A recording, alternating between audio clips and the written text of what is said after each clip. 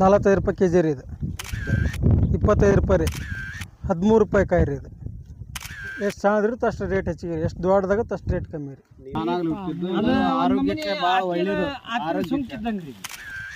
ಲಾಭ ಐತಿಲ್ಲ ರೀ ಸರ. ಈಗ 2 ತಿಂಗಳ ಪೀಕ್ ಇದು, ಭಾಳ ಅಂದರೆ 2-2.5 ತಿಂಗಳ ಪೀಕು. ಅದ್ರೊಳಗೆ ಅಂದರೆ ಈಗ ಒಂದು ಎಂಥ ಇಲ್ಲ ಅಂದ್ರೆ ನಾವು 1-2 ಲಕ್ಷ ರೂಪಾಯಿ ಮೇಲೆ ಮಾಡ್ಬೋದು ಇದ್ರಾಗ. ಈಗ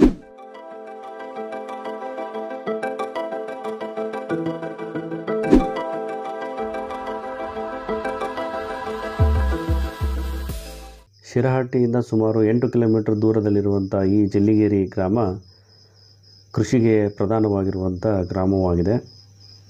ಕಪ್ಪತಗುಡ್ಡದ ವನ್ಯಜೀವಿಗಳ ಅಭಯಾರಣ್ಯದ ಹತ್ತಿರದಲ್ಲೇ ಇರುವಂಥ ಗ್ರಾಮವಾಗಿದೆ.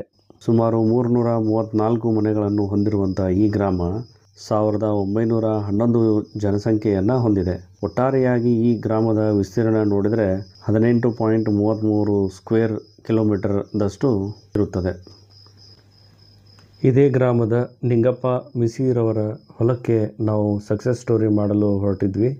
ಸೊ ಹೋಗಬೇಕಾದ್ರೆ ನಮಗೆ ಶುಭ ಕೋರಲಿಕ್ಕೆ ಮಳೆರಾಯ ಬಂದಿದ್ದಾನೆ. ಸುಮಾರು ಹೊತ್ತು ಇಲ್ಲೇ ವೇಟ್ ಮಾಡಿ ಆಮೇಲೆ ನಾವು ಹೊಲದ ಕಡೆ ಹೊರಟ್ವಿ.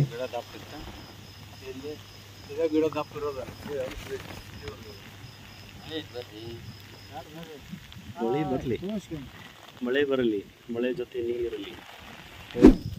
ಗುಡ್ಗಾಡು ಪ್ರದೇಶದಲ್ಲಿ ಬೆಳೆಯುವಂಥ ಬಂದರ್ಕಿ ಗಿಡನ ನಾನು ತೋರಿಸ್ತಾ ಇದ್ದೀನಿ. ತಮಾಷೆಗೋಸ್ಕರ ನಮ್ಮ ಉಪ್ಪಾರವರು ಏನು ಹೇಳಿದ್ರು ಅಂತ ಕೇಳೋಣ ಬರ್ರಿ.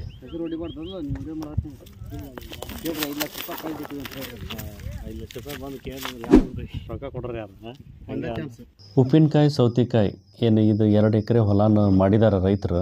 ಸೊ ಅವ್ರ ಬಾಯಿಲೇ ಒಂದಿಷ್ಟು ಮಾಹಿತಿಗಳನ್ನು ನಾನು ನಿಮಗೆ ಹಂಚ್ಕೊಳ್ಳಿಕ್ಕೆ ಇಷ್ಟಪಡ್ತೀನಿ. ನಾನು ಹೇಳೋದಕ್ಕಿಂತ ಅವ್ರು ಹೇಳಿದ್ರೇ ಸೂಕ್ತವಾಗಿರುತ್ತೆ. ಆದರೆ ಈ ಉಪ್ಪಿನಕಾಯಿ ಬಗ್ಗೆ ಒಂದು ಸ್ವಲ್ಪ ಇತಿಹಾಸ ಹೇಳಲಿಕ್ಕೆ ಇಷ್ಟಪಡ್ತೀನಿ. ಈ ಉಪ್ಪಿನಕಾಯಿನ ಕ್ರಿಸ್ತಪೂರ್ವ 2030 ಅಂದರೆ 21ನೇ ಶತಮಾನದಲ್ಲಿ ಮೆಸೊಪೊಟೇಮಿಯಾದ ಟೈಗ್ರಿಸ್ ಕಣಿವೆಯ ಪ್ರಾಂತ್ಯದಲ್ಲಿ ಸೌತೆಕಾಯಿ ಉಪ್ಪಿನಕಾಯಿಯನ್ನು ತಯಾರಿಸಲು ಪ್ರಾರಂಭಿಸ್ತಾರೆ.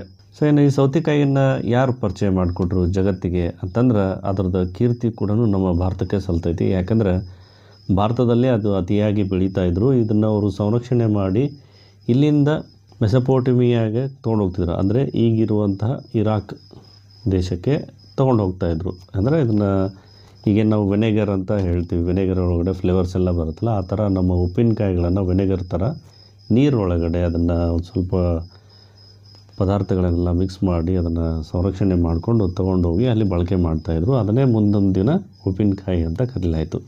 ಸೊ ಇದು ಉಪ್ಪಿನಕಾಯಿಯ ಇತಿಹಾಸ. ಇದ್ರ ಬಗ್ಗೆ ರೈತರು ಏನು ಹೇಳ್ತಾರೆ ಕೇಳೋಣ ಬರ್ರಿ. ನಮ್ಮ ಹೆಸರು ನಿಂಗಪ್ಪ ಮಿಸಿ, ಜಲ್ಲಿಗೇರಿ, ತಾಲೂಕು ಶಿರಹಟ್ಟಿ, ಜಿಲ್ಲಾ ಗದಗ. ಸೌತೆಕಾಯಿ ಹಾಕಿವ್ರಿ, ಬಿಡಿ ಸೌತೆಕಾಯಿ.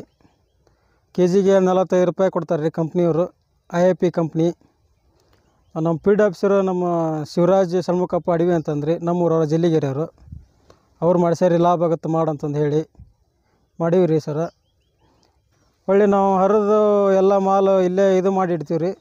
ಅವ್ರದ ಕಂಪ್ನಿಯಿಂದ ಗಾಡಿ ಬಂದು ಸಣ್ಗೆ ತೊಗೊಂಬಂದು ಸಣಿಸ್ಕೊಂಡು ಅವರೇ ತೊಗೊಂಡೋಗ್ತಾರೆ ಸರ್. ಅದ್ರದ್ದು ಏನೂ ಇಲ್ಲ ರೀ. ಈಗ ಒಂದು ಹರ್ಯಾಕತ್ತು ಒಂದು 10-15 ದಿವಸ ಆಯ್ತು ರೀ. ಭಾಳ ಅಂದ್ರೆ ಒಂದು 60,000 ರೂಪಾಯಿ ಮೇಲೆ ಮಾಲ್ ಕೊಟ್ಟಿದ್ದೀವಿ ರೀ ಈಗಾಗಲೇ. ಅವ್ರ ಕಂಪ್ನಿದು ಮುರಿದಂದ್ರೆ ಈಗಿನೂ ಒಂದು 30,000 ರೂಪಾಯಿ ನಮಗೆ ವಾಪಸ್ ಬರ್ಬೋದು ರೀ ಈಗ ಅಷ್ಟು. ಇದಕ್ಕೆ ಖರ್ಚು ಎಷ್ಟು ಬರುತ್ತೆ ಎಣ್ಣೆ ಹಾಕಕ್ಕೆ? ಈಗ ಅವರೇ ಎಲ್ಲ ಕೊಟ್ಟಾರೆ, ಡ್ರಿಪ್ಪು ಪೈಪು ಎಲ್ಲ ತಂತಿ ಪಂತಿ ಅವರ ಕೊಟ್ಟರೆ ಒಂದು 30-35 ರೂಪಾಯಿ ಅವ್ರದ್ದಾಗಿ ಇರ್ಬೋದು ರೀ. ಈಗ 60,000 ರೂಪಾಯಿ ಮೇಲೆ ನಾವು ಕಾಯಿ ಕೊಟ್ಟಿದ್ದೀವಿ ರೀ ಈಗಾಗಲೇ. ರೈತರಿಗೆ ಅನುಕೂಲ ಆಗೈತೆ ಅಂತಾರೆ? ರೈತರಿಗೆ ಅನುಕೂಲ ಐತೆ ರೀ. ಇದು ಲಾಭ ಐತಿಲ್ಲ ರೀ ಸರ. ಈಗ 2 ತಿಂಗಳ ಪೀಕ್ ಇದು, ಭಾಳ ಅಂದರೆ 2-2.5 ತಿಂಗಳ ಪೀಕು. ಅದ್ರೊಳಗೆ ಅಂದರೆ ಈಗ ಒಂದು ಎಂಥ ಇಲ್ಲ ಅಂದ್ರೆ ನಾವು 1-2 ಲಕ್ಷ ರೂಪಾಯಿ ಮೇಲೆ ಮಾಡ್ಬೋದು ಇದ್ರಾಗ. ಈಗ ಅವು ಖರ್ಚು ಎಲ್ಲ ತೆಗೆದ್ರಿ, ಆಳಿನ ಖರ್ಚು ಅದೆಲ್ಲ ತೆಗೆದಂದ್ರೆ ಉಳಿದು ಯಾವ ಪೀಕ್ನಾಗ ಮಾಡೋಕ್ಕಾಗಲ್ಲ ರೀ. 2 ಎಕರೆ ಹೊಲ್ದಾಗ ತೆಗಿಯೋಕ್ಕಾಗಲ್ಲ. ಈಗ ಗೋಂಜಾಳ ಹಾಕ್ತೀವಿ ರೀ, ಎಕರೆಗೆ 30 ಕ್ವಿಂಟಲ್ ಬೆಳೆದ್ರೆ 60,000 ರೂಪಾಯಿ ರೀ. 60,000 ರೂಪಾಯಿದಾಗ ಖರ್ಚು ಮನಸ್ಸು ಮಾಡಿದ್ರೆ ಎಷ್ಟು ಉಳಿದೈತೆ ರೀ? 20,000 ರೂಪಾಯಿ ಖರ್ಚು ಮಾಡಿದ್ರೆ ಕಮ್ಮಿ ಉಳಿದೈತಿ. ಇದ್ರಾಗ ಇನ್ಕಮ್ ಐತೆ ರೀ. ಸ್ವಲ್ಪ ಏನು ಕಷ್ಟಪಟ್ಟು ಮಾಡ್ಬೇಕು ಅನ್ನೋದು ಅಷ್ಟೇ ರೀ. ಇದು ಆಳು ಮೇಂಟೈನ್ ಮಾಡಿಕೊಂಡು ಕಷ್ಟಪಟ್ಟು ಮಾಡ್ಕೋಬೇಕು ರೀ. ಇದಕ್ಕೆ ಆಳಿಗೆ ಈಗ ಬಳ್ಳಿ ಕಟ್ಟೋವಾಗ 20,000 ರೂಪಾಯಿ ಕೊಟ್ಟಿವಿ ರೀ. ಬರೀ ಕೆಳಗಿಂದ ಮೇಲೆ ಬಳ್ಳಿ ಕಟ್ಸಕ್ಕೆ ರೀ. ಬಳ್ಳಿ ಕಟ್ಸಿದ್ವಿ ಅಂದ್ರೆ ಮತ್ತು ಈಗೇನು ದಿವಸ ಹರಿತೀವಲ್ಲ ಅದ ರೀ, ಒಂದು 10 ಆಳಾದ್ರೆ ಸಾಕು ರೀ, ಅಷ್ಟು ಹೊಲ ಹರಿಬೋದು. ಒಂದೇ ಐಟಮ್ 2 ಕ್ವಿಂಟಲ್ ಬಂದ್ರೆ ನಮ್ಗೆ 10,000 ರೂಪಾಯಿ ಆಗತ್ತೆ ರೀ. 9,500 ಹಿಂಗೆ 10,000 ರೂಪಾಯಿ ಆಯ್ತು. 2 ಎಕರೆ ನಮ್ಮದು ಈಗ ಪೂರ 2 ದಿವಸ ಈಗ ಮೊನ್ನೆ 2 ಕ್ವಿಂಟಲ್ ಮೇಲೆ ಕೊಟ್ಟಿದ್ದೀವಿ ರೀ. ಪೂರ ಹರಿಯೋದು ಆಗವಲ್ದು ರೀ. ಈಗ ಆಳು ಕಮ್ಮಿ ಇರೋ ಸಂಬಂಧ ಹಬ್ಬದ ಸಂಬಂಧ ಬರ ಹತ್ತಿಲ್ಲಲ್ಲ. 1.5 ಮೇಲೆ ಕೊಡ್ತೀವಿ. 1.65 1.70 ಹಿಂಗೆ ಕೊಡತ್ತೀವಿ. ತಿನ್ನಕ್ಕೆ ಯೋಗ್ಯ ಐತಿ, ತಿನ್ನಕ್ಕೂ ಬೆಸ್ಟ್ ರೀ. ಭಾಳ ಕೋಲ್ಡ್ ರೀ. ಸ್ವಲ್ಪ ತಂಪು ಆಗಲಾರ ತಿಂದ್ರೆ ಅಂದ್ರೆ ನೆಗಡಿ ಆದಂಗೆ ರೀ ಅವ್ರಿಗೆ. ಹೀಟಿದ್ದರಿಗೆ ಭಾರಿ ರೀ. ಎದಕ್ಕೆ ಯೂಸ್ ಮಾಡ್ತಾರೆ? ಇದು ಅವರು ಕೆಮಿಕಲ್ ಯೂಸ್ ಮಾಡ್ತಾರೆ ಉಪ್ಪಿನಕಾಯಿಗೆ, ಅದಕ್ಕೆ ರೀ ಮೆಡಿಸಿನ್ ಏನೇನು ಮಾಡ್ತಾರಂತ ರೀ. ಹಾಳಿಂದ ಅದು ಹೊಸಳ್ಳಿಯಾಗ ಆಗೈತೆ ರೀ. 6 ಲಕ್ಷ ಆಗೈತೆ ಅಂತ ರೀ ಒಬ್ರು. ನಿನ್ನೆ ನಮ್ಮ ಅಕ್ಕರು ಬಂದಾಗ ಹೇಳಿದ್ರಿ, ಇದೇ ಬೆಳಿಗ್ಗೆ ರೀ, ಸೌತಿ ಬೆಳಿಗ್ಗೆ ರೀ.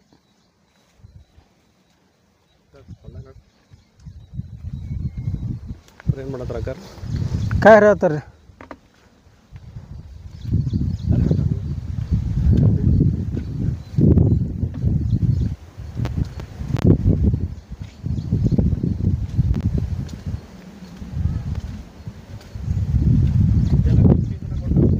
ಎಲ್ಲ ಕಂಪ್ನಿಯಿಂದ ಕೊಡ್ತಾರೆ ರೀ.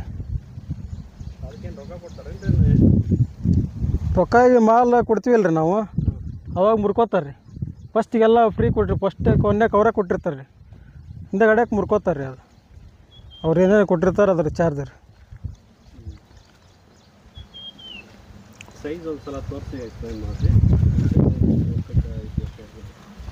3 ಸ್ಟೇಜ್ ಹೇಳಿದ್ರಲ್ಲ? 4 ಸ್ಟೇಜ್ ರೀ.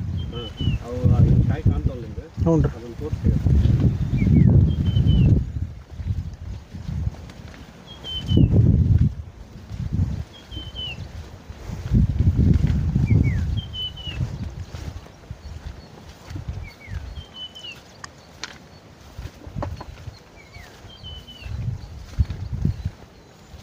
ಇದೆಲ್ಲ ಹಾಕಿದ್ರಿ ನೀವು? ಹರೇ ಆತೀವಿ ರೀ. ಈಗಿನ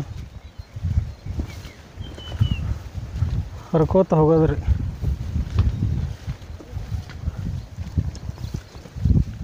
ಖರ್ಚು ಎಷ್ಟು ಬರುತ್ತೆ ರೀ ಎಣ್ಣೆ ಗೊಬ್ಬರ ಅದು ಖರ್ಚು ಅಂದ್ರೆ ಒಂದು 33,000 ರೂಪಾಯಿ ಆಗೈತೆ ರೀ. ಈಗ ಇಲ್ಲಿ ಮಟ್ಟ ಅವ್ರು ಕೊಟ್ಟಿದ್ದಂದ್ರಿ. ಈ ಡ್ರಿಪ್ ಪೈಪ್ ರೀ, ಮಲ್ಚಿಂಗ್ ರೀ, ತಂತಿ ರೀ, ಈ ವಯರ್, ಈ ಹುರಿ ವಯರ್ ರೀ, ಎಲ್ಲದು ಸೇರಿ ಒಂದು 35,000 ಆಗೈತೆ ರೀ ಅವ್ರು ಕೊಟ್ಟಿದ್ರಿ. ಇದು 160 ಕಾಯಿ ರೀ, 45 ರೂಪಾಯಿ ಕೆಜಿ ರೀ. ಇದು 100+ ಕಾಯಿ ರೀ. ಇದು 25 ರೂಪಾಯಿ ರೀ. ಒಳ್ಳೆ ಇಲ್ಲಿ ಐತೆ ನೋಡ್ರಿ. ಇದು 30+ ರೀ, 13 ರೂಪಾಯಿ ಕಾಯಿ ರೀ. ಇದು ಇದಕ್ಕೆ ಸ್ವಲ್ಪ ದೊಡ್ಡದು ಬಂದ್ರೆ 30- ರೀ, 4 ರೂಪಾಯಿ ಕೆಜಿ ರೀ. ಅದು ಪೂರ ದೊಡ್ಡದಷ್ಟು ದಪ್ಪ ಬರುತ್ತಲ್ಲ ಅದು ರೀ. ಎಷ್ಟು ಸಣ್ಣದಿರುತ್ತೆ ಅಷ್ಟು ರೇಟ್ ಜಾಸ್ತಿ, ಎಷ್ಟು ಸಣ್ಣದಿರುತ್ತೆ ಅಷ್ಟು ರೇಟ್ ಹೆಚ್ಚಿಗೆ, ಎಷ್ಟು ದೊಡ್ಡದಾಗುತ್ತೆ ಅಷ್ಟು ರೇಟ್ ಕಮ್ಮಿ ರೀ. ನೀರೆಲ್ಲ ಹೆಂಗೆ ಕೊಡ್ತೀರಿ? ನೀರೆಲ್ಲ ಡ್ರಿಪ್ ಮೂಲಕ ಕೊಡ್ತೀವಿ ರೀ. ನೀರೆಲ್ಲ ಕಂಪಲ್ಸರಿ ನೀರು ಬೇಕು? ಕಂಪಲ್ಸರಿ ಏನಿಲ್ಲ ರೀ. ದಿವ್ಸಕ್ಕೆ ಒಂದು ದಿವ್ಸ ಬಿಟ್ಟರೆ ಒಂದು ದಿವ್ಸ ಗ್ಯಾಪ್ ಮಾಡಿ ನಡಿತೈತೆ ರೀ. ಕಡೆಗೆ 2 ತಾಸು ಬಿಟ್ಟರೆ ನಡಿತೈತೆ ರೀ. ಕೊಟ್ಟರೆ IAP ಕಂಪ್ನಿ ರೀ. ನಮ್ಮ ಫೀಲ್ಡ್ ಆಫೀಸರ್ ನಮ್ಗೆ ಹೇಳಿ ಬೀಜ ಹಾಕ್ಸರ್ ರೀ. ಶಿವರಾಜ್ ಷಣ್ಮುಖಪ್ಪ ಅಡವಿ ಅಂತಂದ್ರಿ, ಜಲ್ಲಿಗೇರಿ ಅವರು. ಅಂತಾರಾಷ್ಟ್ರೀಯ ಕೃಷಿ ಸಂರಕ್ಷಣೆ ಪ್ರೈವೇಟ್ ಲಿಮಿಟೆಡ್ ಈ ಕಂಪನಿಯು ಕರ್ನಾಟಕ, ಆಂಧ್ರ ಪ್ರದೇಶ, ತಮಿಳುನಾಡಿನಲ್ಲಿ ಅತಿ ಹೆಚ್ಚು ಸಣ್ಣ ಹಿಡುವಳಿದಾರ ರೈತರೊಂದಿಗೆ ಸುಸ್ಥಿರ ಗುತ್ತಿಗೆ ಕೃಷಿಯ ಮೇಲೆ ಕೇಂದ್ರೀಕರಿಸಿ ಕೆಲಸವನ್ನು ಮಾಡುತ್ತದೆ. ದಕ್ಷಿಣ ಭಾರತದ ಅತ್ಯಾಧುನಿಕ ಸಂಸ್ಕರಣಾ ಸೌಲಭ್ಯತೆಗಳನ್ನು ನಿರ್ವಹಿಸುವ ಹಾಗೂ ವಿವಿಧ ತಳಿಗಳನ್ನು ಸಂಶೋಧನೆ ಮಾಡಿ ರೈತರಿಗೆ ಉಪಯುಕ್ತವಾಗುವಂತೆ ಸಂಸ್ಕರಿಸಿದ ತರಕಾರಿ ಉತ್ಪನ್ನಗಳನ್ನು ತಯಾರಿಸುವ, ಬೆಳೆಯುವ ಕಾರ್ಯನಿರ್ವಹಿಸುತ್ತದೆ. ಈ ಕಂಪನಿಯ ಮುಖ್ಯ ಉದ್ದೇಶ ಏನೆಂದರೆ, ಭಾರತದಲ್ಲಿ ಬೆಳೆಯುವ ತರಕಾರಿಗಳನ್ನು ವಿಶ್ವದಾದ್ಯಂತ ಅಂದರೆ ಅಮೇರಿಕ, ಯುರೋಪ್, ಏಷ್ಯಾ ಮತ್ತು ಆಸ್ಟ್ರೇಲಿಯಾಗಳಂತಹ ರಾಷ್ಟ್ರಗಳಿಗೆ ಹಾಗೂ ಇನ್ನಿತರ ರಾಷ್ಟ್ರಗಳಿಗೆ ಅತಿ ಹೆಚ್ಚು ತರಕಾರಿಗಳನ್ನು ರಫ್ತು ಮಾಡುವ ಉದ್ದೇಶವನ್ನು ಹೊಂದಿದೆ. ಜಲ್ಲಿಗೇರಿ ಗ್ರಾಮದ ಶ್ರೀ ನಿಂಗಪ್ಪ ಮೇಸಿರವರು ತಮ್ಮ ಹೊಲದೊಳಗಡೆ ಏನು ಸೌತೆಕಾಯಿಯನ್ನು ಉಳುಮೆ ಮಾಡಿದರೆ, ಇದು ಒಟ್ಟು ವಿಸ್ತೀರ್ಣ 1 ಎಕರೆ ಐತಿ. ಒಟ್ಟು 3,700 ಸೀಡ್ಸ್ಗಳನ್ನು ಇಲ್ಲಿ ಬಿತ್ತನೆ ಮಾಡಿ ಬೆಳೆದಿದ್ದಾರೆ. ಇಲ್ಲಿವರೆಗೆ ಅಂದರೆ ದಿನಾಂಕ 9/9/2025 ಸುಮಾರು 11 ಟನ್ 400 kg ಸೌತೆಕಾಯಿಯನ್ನು ಬೆಳೆದಿದ್ದಾರೆ. ಅಂದರೆ ಒಟ್ಟು ಈ ದಿನದ ಗಳಿಕೆ ಅವ್ರಿಗೆ 3,55,000 ಆಗಿರ್ತದೆ. 3,55,000 ಏನು ಲಾಭವನ್ನು ಪಡೆದಿದ್ದಾರೆ ರೈತರು. ಇದರೊಳಗಡೆ 1,00,000 ರೂಪಾಯಿ ಅವರು ಬೀಜ ಗೊಬ್ಬರ ನಾಟಿ ಮಾಡಿಸೋದಕ್ಕೆ, ಆಮೇಲೆ ಸೆಣಬುಗಳನ್ನು ಕಡಿಸ್ಲಿಕ್ಕೆ ಇದಕ್ಕೆ ಖರ್ಚು ಮಾಡಿರ್ತಾರೆ. ಒಂದು 50,000 ರೂಪಾಯಿ ಮಟ್ಟ ಅವರು ಲೇಬರ್ ಪಗಾರನ ಕೊಟ್ಟಿರ್ತಾರೆ. ಇಷ್ಟೆಲ್ಲ ಖರ್ಚು ವೆಚ್ಚ ತೆಗೆದು ಅವ್ರ ಕೈಲಿ ನಿವ್ವಳ ಆದಾಯ 2,05,000 ರೂಪಾಯಿ ಕೈಯಾಗ ರೊಕ್ಕ ಉಳಿತಾವ. ಭಾಳ ಒಳ್ಳೇದ್ರಿ ಇದು. ನಾವು ಹಂಗ ರೈತರು ಇಲ್ಲಿ ಸಕ್ಕಿಲಿ ಇದನ್ನ ಮಾಡ್ತೀವಿ. ಇದು ನ್ಯಾಚುರಲ್ ತಿನ್ನೋದು. ಇದು ನ್ಯಾಚುರಲ್ ತಿನ್ನೋದಲ್ಲ, ಸಪ್ಪೆ ತಿನ್ನೋದು. ಸಪ್ಪರಿ ಅಂದ್ರೆ ಇದಕ್ಕೇನು ಬೀಜ ಪಾಕ ಏನಿರಲ್ಲ. ಪಚಡಿ ಅಲ್ರಿ, ನಾವು ಬೀಜ ಗೀಜ ಹಾಕಿ ಬೆಳೆಸಿದ್ದಲ್ಲ. ಇದು ತಾನಾಗ್ಲೇ ಬೆಳೆದಿದ್ದು. ತಾನಾಗ್ಲೇ ಬೆಳೆಸಕ್ ಬರಲ್ಲ. ಬೆಳೆಸಾನಂತಲ್ಲ, ಬೆಳೆಸಕ್ ಬರಲ್ಲ. ತಾನಾಗ್ಲೇ ಹುಟ್ಟಿದ್ದು. ಆರೋಗ್ಯಕ್ಕೆ ಭಾಳ ಒಳ್ಳೇದು. ಇದ್ರ ಬೀಜ ಆರೋಗ್ಯಕ್ಕೆ ಭಾಳ ಒಳ್ಳೇದು. ಏನಂತಾರ ಅಕ್ಕರಿಕಿ ಅಂತಾರ. ತಿನ್ರಿ, ಒಳ್ಳೇದಾಗತ್ತ. ಯಾವ್ದು ರೋಗ ಬರಲ್ಲ. ಪೂರ ಹೇಳ.